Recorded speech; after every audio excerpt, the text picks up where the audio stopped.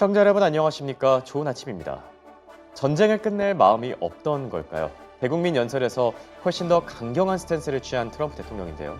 해당 여파로 국제유가는 폭등하고 증시도 불안정한 모습을 보이고 있죠. 국제유가 상승에 따른 여진이 주말까지도 이어질 수 있는 만큼 당분간의 시장 변동성에 더 각별히 주의할 필요가 있어 보입니다. 자, 그럼 미국 증시의 마감 상황부터 바로 확인해 볼까요? 밤사이 미국 증시는 트럼프 대통령의 발언을 소화하면서 롤러코스터급 장세를 연출했는데요. 장 초반 트럼프 대통령의 발언으로 증시가 급락하기도 했지만 장 중반에 이란과 오만이 지금 호르무즈 프로토콜 초안을 마련 중이라는 소식이 나오기도 했었죠. 해당 소식에 증시도 낙폭을 대부분 다 회복하면서 다우지수는 소폭 하락하긴 했지만 S&P 500과 나스닥 지수는 강보합 수준으로 전환됐습니다. 한편 미국의 국채 금리는 중동 사태를 주시하면서 높은 변동성을 나타내다 결국 보합권에서 거래를 마쳤는데요. 국제 유가가 급등하기는 했지만 국채 금리에 추가적인 상방 압력을 가해주진 않았죠. 그래도 이 부분은 좀 다행이지 않았나 생각이 드는데 10년물은 장중할 때 4.3% 아래로 떨어지기도 했지만 현재는 마감 기준으로 4.3% 초반대에서 다시 거래 중이고요. 그리고 달러 인덱스 다시 한번 상승 전환됐죠. 지금 100선을 다시 한번 돌파한 상태인데 강달러가 계속 지속될 거란 경고음들도 나오는 중입니다. 해당 여파로 역외 시장에서 원달러 환율도 높은 변동성을 보였는데요. 한때 1,520원마저 돌파하기도 했지만 지금은 반락하면서 1,510원대에서 거래 중입니다. 자, 그리고 종전 기대감이 후퇴하자 국제 유가는 또 폭등을 했죠. 특히 WTI의 경우에는 110달러를 돌파하면서 브렌트유와 역전되는 현상이 발생했는데요. 그동안 WTI는 브렌트유보다 항상 조금 더 낮게 거래됐었는데 간밤에 무려 11% 폭등하면서 현재 110달러 위로 올라선 상태입니다. 그리고 금값 같은 경우에는 두 가지 악재가 또 겹쳤는데요. 지금 강달러 그리고 고금리가 장기화될 거란 경고음들이 같이 나오는 중이죠. 해당 소식에 금 가격은 장중 한때 3% 넘게 빠지기도 했었고요. 현재는 4,700달러를 간신히 지켜내는 중입니다. 그리고 비트코인은 67,000달러 아래로 떨어진 점 같이 참고하시기 바랍니다. 자, 그럼 다음 장 통해서 오늘 장의 메인 이슈들도 한번 체크해 볼까요? 트럼프 추가 공격을 시사하면서 이란의 최대 교량이 붕괴됐다고 밝혔습니다. 전일 대국민 연설이어서 다시 한번 강경한 스탠스를 취한 트럼프 대통령인데요. 현재 이란의 최대 다리가 무너진 상태라면서 합의에 나서지 않을 경우에 앞으로 더 많은 공격들이 이어질 거라고 경고한 겁니다. 그러면서 다리가 무너지는 10초짜리 영상을 함께 올리기도 했는데 해당 발언의 여파로 국제유가 상승폭이 조금 더 올라가게 됐고요. 그리고 간밤에 IMF에서 보고서가 하나 공개됐었죠. 추가적인 경고 메시지를 남기면서 올해 금리 인하는 조금 어려울 수 있다라고 밝혔는데요. 내년 상반기까지 인플레이션이 연준의 목표치인 2%까지 떨어지더라도 상황이 여전히 어려울 거라면서 금리를 내릴 수 있는 폭 자체는 그렇게 크지 않을 거라고 경고한 겁니다. 또 올해 금리 인하는 한 차례 정도에 그칠 걸로 내다봤는데 추가 금리 인하를 위해서는 고용시장이 흔들리면서도 또 물가는 안정적인 생각보다 더 어려운 상황이 지속돼야 된다고 평가를 했고요. 그리고 오늘은 사모신용 이슈까지 같이 점검해 볼까 하는데 블루아울 쪽에서 또 자금 이탈이 나오면서 사모신용 경고음이 확산 중이라고 하죠. 특히 블루아울 측 주주 사원을 들여다보니 이번에 주요 사모펀드 가운데 두 곳의 환매 요청이 크게 증가한 걸로 나타났는데요. 지금 사모신용 쪽의 분위기가 심상치가 않죠. 파월 회장이 시스템 리스크까지는 번지지 않을 거라고 밝히긴 했지만 그래도 경고음과 우려가 시장에 더 확산되진 않을지 지켜볼 필요가 있어 보이긴 합니다. 자, 이렇게 오늘도 시장의 메인 이슈들 한눈에 정리해봤고요. 간밤에 테슬라가 급락하는가 하면 인텔과 AMD는 또 초록불을 켜줬었죠. 자세한 이야기는 김현사 아나운서와 바로 만나보시죠. 네, 간밤 미국 뉴욕 증시 종목별로 섹터별로는 어떤 흐름을 보였는지 체크해 보겠습니다. M7 기업들 상황부터 점검해 보시죠. 혼조세를 오가고 있는 7개 기업들 오늘도 이슈 체크해 보겠습니다. 이 안에서 가장 큰 폭으로 눌린 건 테슬라인데요. 지금까지 기대감만 커져가고 있던 인도량, 하지만 예상치 대비해서 부진하게 나오자 하락세가 이어지는 모습이었습니다. 예상치는 37만 대를 웃도는 규모였는데 실제로 까보니 35만 8천 대 정도를 기록했다라는 실망감 받아내면서 오늘 5.42% 하락한 채 360달러 선 지나가고 있습니다. 다음으로 아마존닷컴 같은 경우에는 장 중에는 상승 전환하는 듯 했지만 이내 하락 전환하면서 0.38%대 하락 마감했습니다. 국제 유가 급등에 따라서 유류 할증률을 인상할 수도 있다라는 계획을 발표했지만 이내 하락하는 모습입니다. 209달러 선 지나가고 있습니다. 오늘 메타와 알파벳도 동반적으로 약세를 보이는 모습을 보였습니다. 각각 약보합권 지나가고 있고요. 둘을 더 눌렀던 이유는 월가의 목표 주가 하향 리포트도 나왔지만 마이크로소프트가 상대적으로 강했다라는 이슈도 있었습니다. 마이크로소프트는 간밤, 앱 개발자를 위한 음성 인식, 생성과 이미지 생성 등 세 가지의 새로운 자체 개발 모델을 선보였는데요. 이런 소식에 마이크로소프트 1%대 상승했지만 알파벳과 메타 같은 경우에는 하락한 채 장 마감했다라는 점 체크하겠습니다.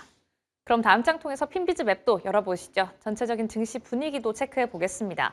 간밤 전체적인 상황입니다. 일단 기술주 안에서 혼조세를 오가고 있다라는 점을 체크해 보실 수 있지만 그나마 살아남았다라는 흐름도 캐치하실 수가 있을 것 같습니다. 간밤 필라델피아 반도체 지수 0.4% 오르면서 강보합권을 지켜내는 모습을 보였고요. 오늘 기술주 안에서 개별적으로는 에르스테 그룹의 목표 주가 하향과 목표 주가 상향 리포트에 따라서 움직였습니다.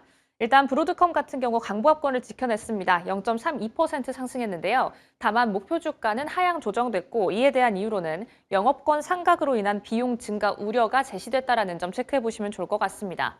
다만 AMD와 인텔 같은 경우 나란히 올랐습니다. AMD 3%대, 인텔 같은 경우 4%대 올랐는데요. AMD에 대해서는 CPU에 대한 수요가 계속해서 증가할 것이다라는 이유와 함께 목표 주가 상향 리포트 나왔다라는 점 체크해 보시면 좋을 것 같고요. 인텔 동반 강세 보였다는 흐름도 확인해 보시면 좋을 것 같습니다. 다만 반도체 장비 같은 경우에는 약간 부진했습니다. 램 리서치 1%대 약세 보였다는 점 체크하겠습니다. 다만 간밤에는 광통신 관련주가 동반적으로 강했습니다. 역시나 수요에 대한 모멘텀이 다시 한번 불거졌고요. 코이런트는 4%대, 루멘텀 홀딩스가 8%대 강세 시연했다라는 점 체크하겠습니다. 광섬유업체 코닌 같은 경우에도 추가적으로 강세 이어갑니다. 3.89% 상승했습니다. 우주항공 쪽 다시 한번 환기를 해봐야겠죠. 간밤 미증시에서도 항공주가 강세 보였습니다. 특히나 스페이스 X가 기업 가치 2조 달러 가량으로 투자자를 향해 유치할 것이다라는 이슈를 소화하면서 전반적으로 동반 강세를 보였는데요. 이 안에서도 아마존이 글로벌스타와 함께 88억 달러 규모로 인수를 논의할 수도 있다라는 소식 소화하면서 글로벌스타 간밤 13%대 급등하는 모습 보였습니다. 어제 이슈로 함께 다뤄드렸던 브리핑의 주인공 일라이 릴리와 함께 동반적으로 제약바이오다는 약세를 보였습니다.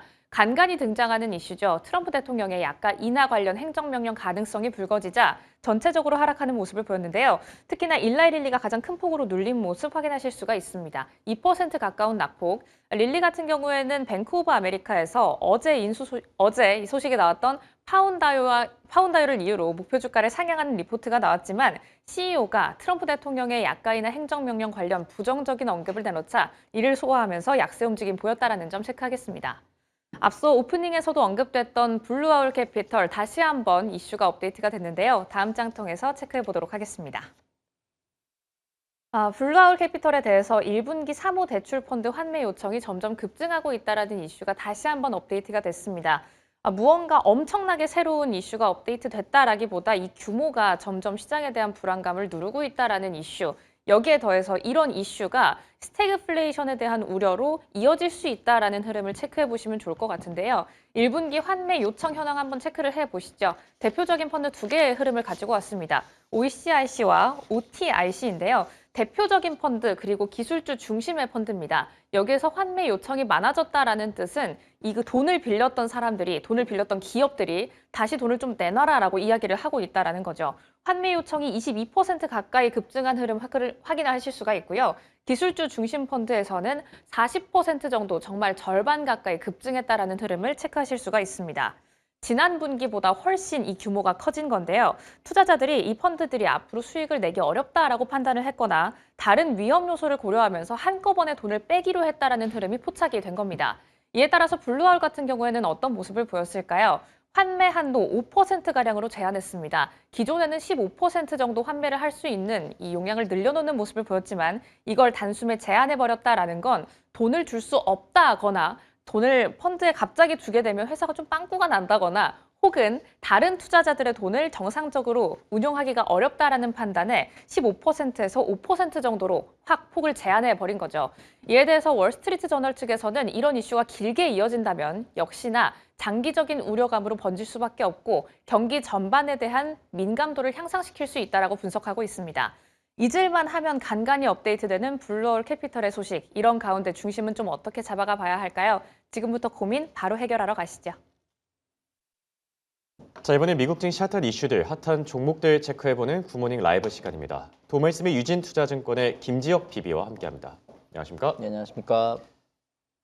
트럼프 대통령 도대체 왜 이러는 걸까요? 사실 뭐 변수가 있을 거라고 예상하긴 했지만 그 변수가 너무 커가지고 그래도 이번 주에는 증시가 좀 바닥을 다지지 않을까 생각했었는데 글쎄요, 시장 변동성만 갈수록 커지는 모습입니다. 한 줄 평 먼저 남겨주실까요?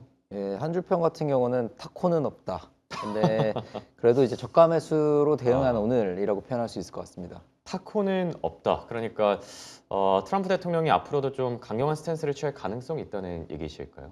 예, 뭐 사실 이 왔다 갔다를 많이 하시는 분이라 가지고 변동성이 굉장히 심하긴 한데 결국 이제 목표는 명확한 것 같습니다. 이제 이란의 어떤 신정 체제를 확실히 없애려고 하는 모습은 보이는 것 같고요. 그러니까 사실 이제 어제 대국민 연설을 뭐 오전 10시에 많은 분들이 이제 보셨을 텐데 사실 그 지켜보기 전에 이란 대통령이 뭔가 이제 유화적인 스탠스를 보인 점이 있었거든요. 그래서 아무래도 뭐 이 대국민 연설 쪽에서는 좀 좋은 말이 나오지 뭐 않을까. 종전을 완전히 못 박아두진 않더라도 좀 맞습니다. 좋은 얘기를 해주지 않을까 생각했었는데. 근데 생각보다는 원래 했던 말을 그대로 반복을 해서 진행을 했던 부분들은 있고요. 사실 그 대국민 연설을 보면서 느꼈던 거는 목표는 이제 명확하다라고 정해진 것 같고요. 근데 그에 따라서 사실 오늘 장이 굉장히 크게 빠진 거는 크게 빠졌다가 그래도 다시 이제 그 부분이 좀 눈에 띄긴 하더라고요. 예, 사실 뭐 국제유가가 이렇게 많이 오르긴 했는데 어쨌든 장이 거의 뭐 다 말아 올려가지고 이제 뭐 나스닥이나 S&P 같은 경우는 양전이 됐는데 뭐 국제유가 상승은 좀 무시하는 걸까요, 이제? 그래서 이제 반등이 왔다라는 거는 결국에는 이제 핵심은 그건 것 같아요. 이제 3주 안에 끝난다. 예, 결국 그 2주에서 3주라는 얘기를 명확히 했기 때문에 그런 점들을 이제 뭔가 이제 가이드라인은 나왔고 그래서 주가는 낮아진 상태라서 오늘은 아무래도 이제 오늘이 이제 휴장이다 보니까 그렇죠. 결국 그 휴장에 대응해서 저가 매수로 대응하지 않았나라고 생각하고 있습니다. 네. 자, 3대 지수의 평가까지 이렇게 코멘트로 남겨주셨고요. 자, 그럼 오늘 장에서 저희가 얘기 나눠볼 이슈들 체크해 보겠습니다. 굿모닝 라이브 이슈픽 보여주시죠. 저희가 얘기 나눠볼 세 가지 토픽입니다. 트럼프 대통령의 강경 연설 여파, 정말 상당했었죠. 그리고 유동성 완화를 둘러싼 희망이 조금씩 싹트고 있다라고 하고요. 그리고 테슬라 반등의 수까지 세 가지 키워드로 얘기 좀 나눠볼까 합니다. 자, 우선 트럼프 대통령의 발언 저희가 앞서도 잠시 점검해 드렸지만 종전 기대감이 하룻밤 만에 바로 꺾였다고 합니다.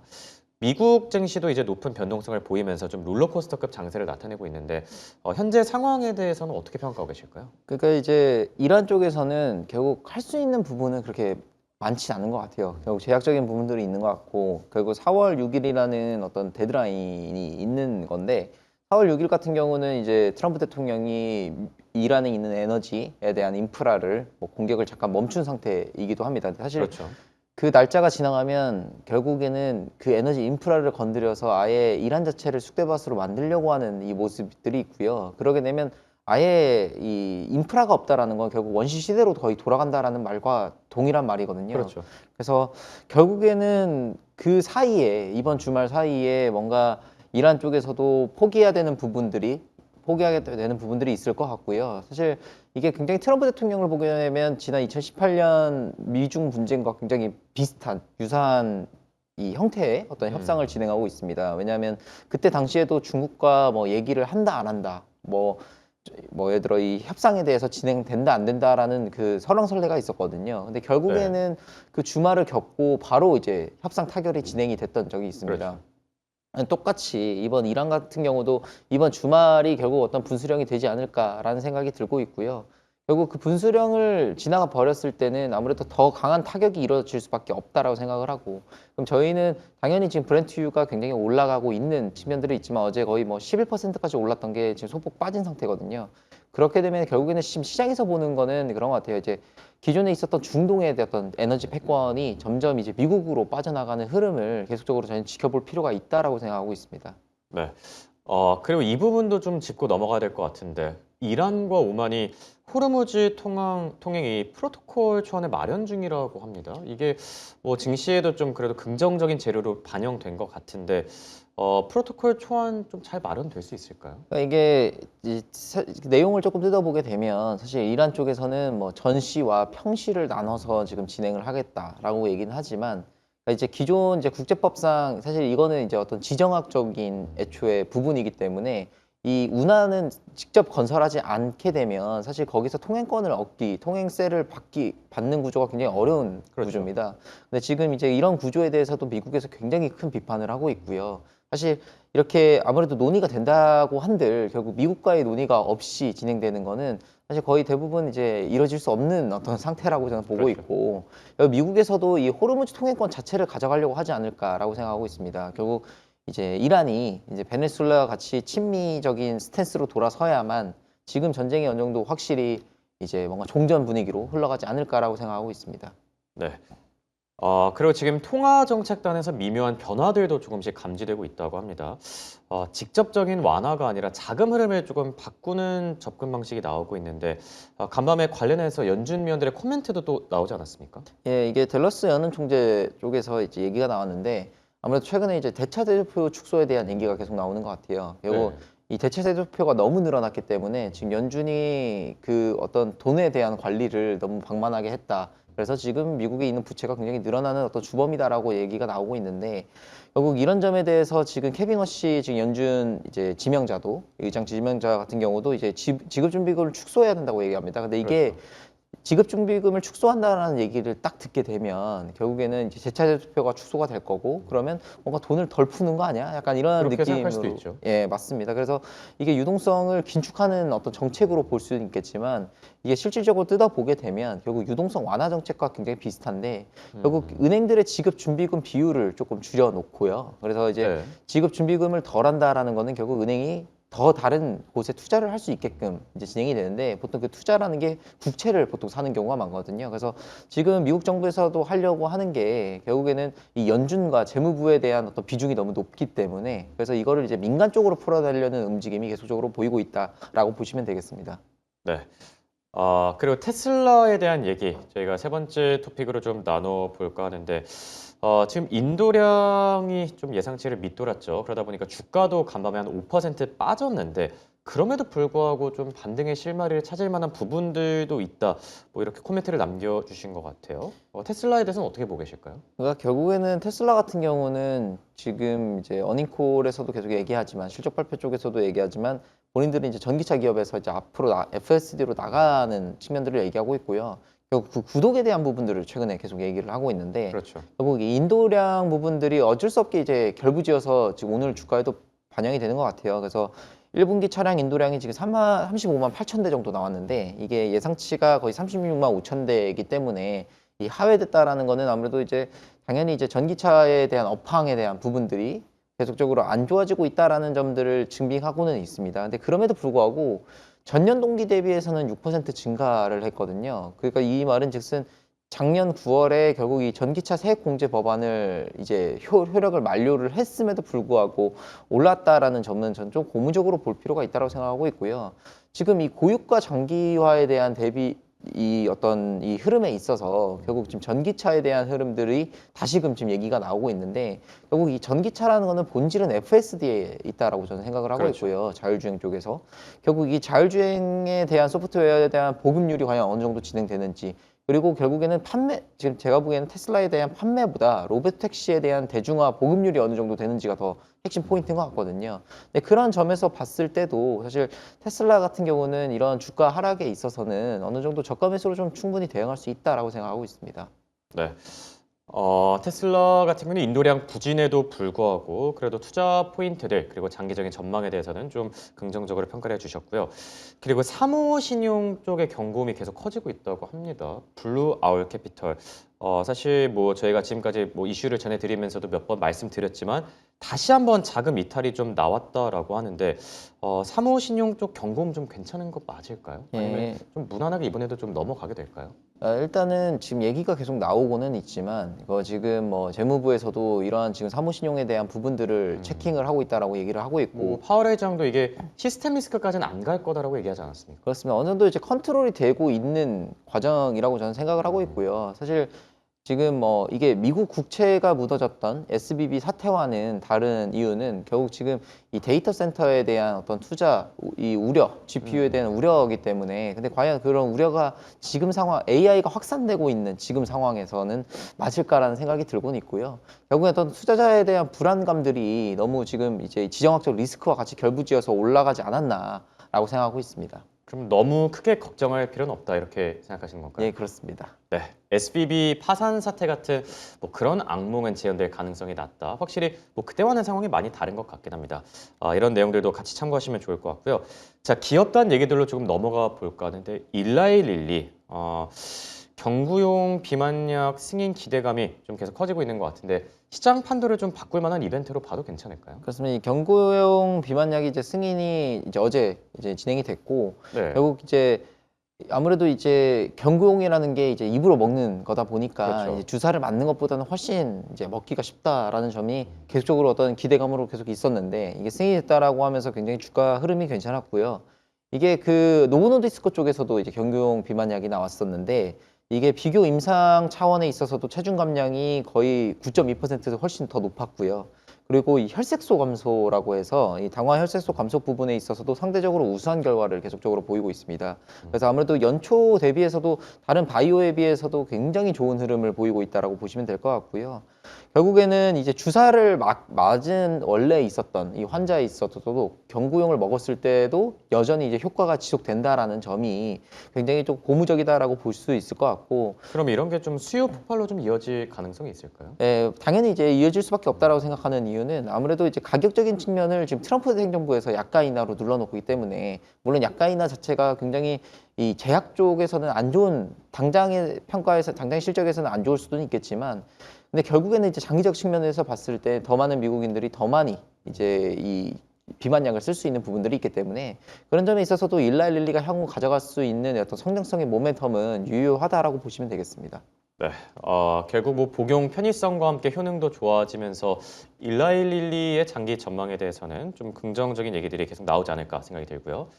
그리고 지정학적 리스크가 지금 계속되는 가운데 방산 업종들이 뭐 좋은 흐름들을 이어가고 있죠. 특히 미사일 수요 증가가 좀 핵심 포인트로 좀 떠오르고 있는 것 같은데 두 번째 특징주로는 로키드 마틴, 뭐 대표적인 방산주죠. 로키드 마틴은 어떻게 평가하고 계실까요? 예, 뭐 이게 전쟁이 끝나면 당연히 이제 방산주 같은 경우는 물론 조정이 올 수도 있겠지만 그리고 로키드 마틴 같은 경우는 아무래도 최근에 이제 이 지상군보다는 확실히 이제 항공 쪽으로 굉장히 공격을 많이 진행을 했기 때문에 스트라이크를 굉장히 진행했던 미국 입장에서는 미사일이 계속적으로 비어가고 있는 모습들이 보이고 있고요. 그런 재고를 당연히 더 많이 채워 넣어야 될 미국 입장에서는 기존에 있었던 실적에 계속적으로 준하는 모습들이 진행되지 않을까라고 생각하고 있고 결국 이 미사일 같은 경우는 마진율이 굉장히 높습니다. 그래서 아무래도 지정학적 분쟁이 계속 진행이 되면 이게 뭐 미국뿐만 아니라 사실 중동 쪽 그리고 뭐 아시아 쪽에서도 당연히 이제 수요에 대한 부분들이 늘어날 수밖에 없다라고 생각하고 있고요. 그뿐만 아니라 결국 이 항공 쪽에 있어서도 이 최근에 이제 골든돔에 대한 얘기가 계속적으로 나오고 있는데 결국 이 골든돔의 핵심은 요격 미사일이고요. 그렇죠. 결국 그 요격 미사일을 구축하려면 당연히 로키드 마틴까지도 결부지어서 얘기할 수밖에 없다라고 생각하고 있습니다. 네, 좋습니다. 자, 이렇게 로키드 마틴에 대한 투자 의견까지 자세히 들어봤습니다. 지금까지 도움말씀의 김지혁 PB와 함께했습니다. 대단히 고맙습니다.